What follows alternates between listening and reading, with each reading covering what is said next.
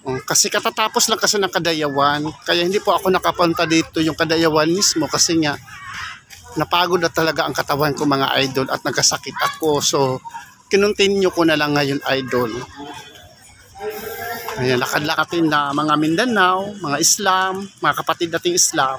Ganyan po ang outfit. Napaka elegant idol, di ba? Ito naman yung bahay na Langhal Kamu. Langhal Kamu, Bangsa Tausug. Mga idol. Yung bahay nila idol. Napakaganda talaga idol. Pag natin ng nature kasi alam mo idol, lahat ng mga kasangkapan na yan idol ay galing sa nature. So wala talagang halo idol. Walang pako, kundi tahi-tahi lang talaga idol. No? Amazing talaga ang mga Pilipino idol. Ito yung dito ako sa mangha idol. Yan po ako na mangha na bahay na yan kasi gusto ko talaga ang kanyang klaseng bahay. Siguro ang gagawin ko na lang diyan idol yung bubong niya. Lagyan ko na lang talaga ng yero pero nasa loob po ang yero, sa ibabaw lang niya.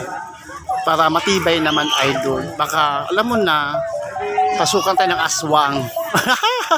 Ganyan ang idol. Dito na naman tayo sa Matig Salum.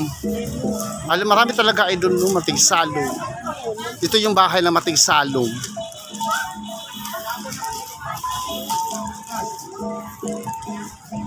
Ganyan talaga ang traditional house ng mga Matig Salum idol na mga katutubo dito sa Mindanao idol.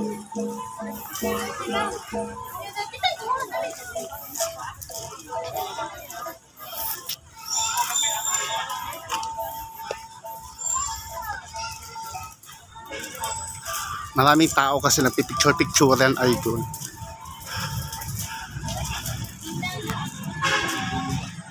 Monday through Sunday, from August 1 to August 31.